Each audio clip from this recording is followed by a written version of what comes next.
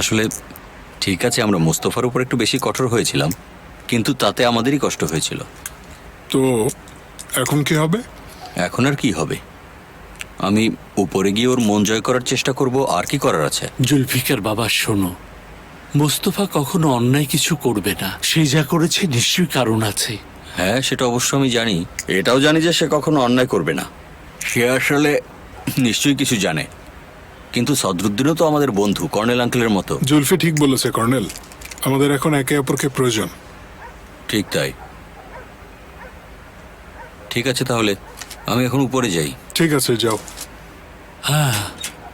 আমারও মনে হয় আস্তে আস্তে চলে যাওয়া উচিত, কি বলো?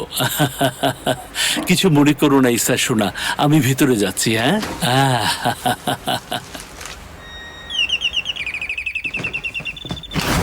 ভেতরে এসো। সরি ভাই, অসময় বিরক্ত করছি। না না, একদমই না, ভেতরে এসো। Thank you.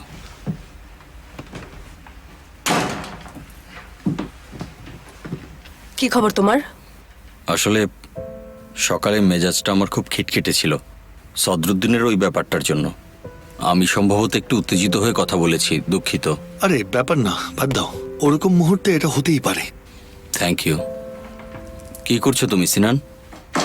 আসলে হেভি মেটাল নিয়ে কিছু একটা করতে চাচ্ছিলাম, কিন্তু এটা খুবই কঠিন। হ্যাঁ ঠিক, অনেক কঠিন।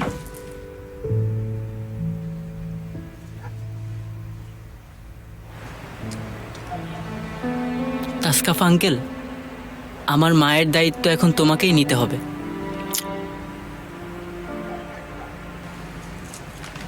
দায়িত্ব নিতে হবে না, সাপোর্ট করবে। তুমি তাকে, সে তোমাকে।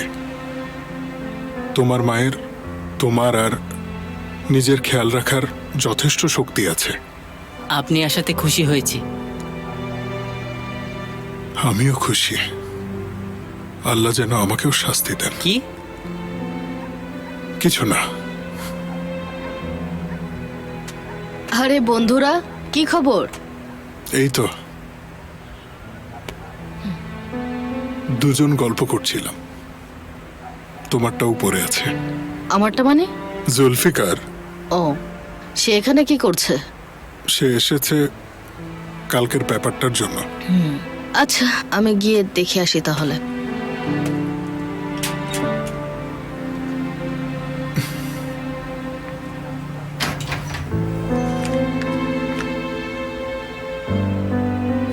না তাসকাফা, এভাবে হবে না।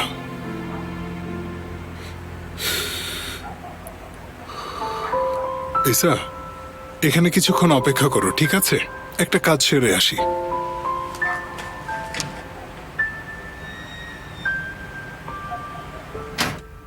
তোমরা বরং ফোক গান বা এই জাতীয় কিছু প্র্যাকটিস করো, তাতে অন্তত ব্যাপারটা সহজ হবে। ঠিকই তো বলেছে বাবা।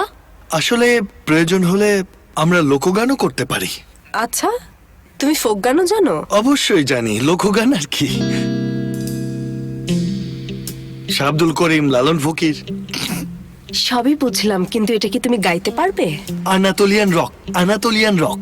যেখানে আনাতোলিয়া আছে সেখানে লোকগানও আছে। শেষ পর্যন্ত দুটো একই পরিণতির দিকে যায়। বাহ, সবাই আসছে, সবাই আসছে, দেখি কি হয়। হ্যালো মিস আয়েশা, প্রবলেম হয়েছে শুনে চলে আসলাম। এসো এসো।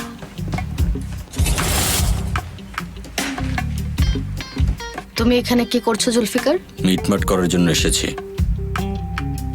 আশা, মনে হচ্ছে ওদের মধ্যে কোনো ঝামেলা হয়েছে। তাতে তোমার কি? মিটমাট কি হয়েছে? প্রায় হয়ে যাচ্ছিল। তাই? হ্যাঁ। আশা, এদের দুজনকে আলাদা করার এটাই পারফেক্ট চান্স। তাহলে কি অবস্থা বলো? অবস্থা হলো এই, সিনান এই ড্রাম সেটটা বাজাতে পারে না, কিন্তু ওকে বাজাতে পারতেই হবে। তো আর আমি ওকে এটা বললাম, এখন তুমি তার ফুপু হিসেবে, ফুপুর আদরের ভাতিজা হিসেবে কেমন হয় যদি এটাকে এভাবে সাজাও। মানে জানাই তো, এটা একটা ইলেকট্রনিক ডিভাইস, এ কারণেই আমি এটা বলছি। যদি এমন একটা প্রোগ্রাম ইনস্টল করতে যেটা আসলে নিজেই চলতে থাকবে, কিন্তু সিনানও এর উপরে বাজাতে থাকবে, তাহলে মনে হবে সেই বাজাচ্ছে। ওয়াহ বাবা, তুমি আসলে খুব অসাধারণ মানুষ। হ্যাঁ, তার মানে তুমি অডিয়েন্সকে ধোকা দেবে। আল্লাহ আল্লাহ, আয়শা এখানে ধোকা দেওয়ার কি আছে, কি বলছো? ওকে, নো প্রবলেম, একটা উপায় বের করে ফেলবো। আমি একটু ওয়াশরুমে যাব, কোন দিকে যেতে হবে? সোজা গিয়ে ডান দিকে। Thank you. বাজাও।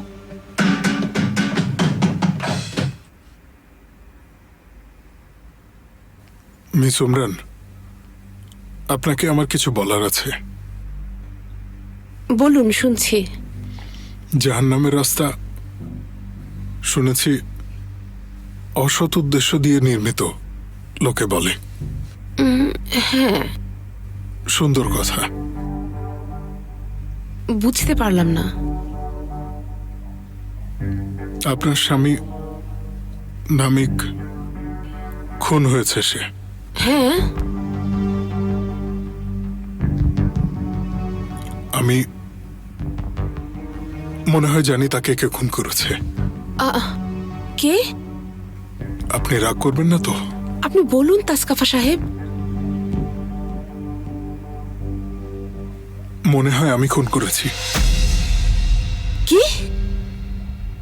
আসলে এটা মনে হয় না, আমিই খুন করেছি তাকে।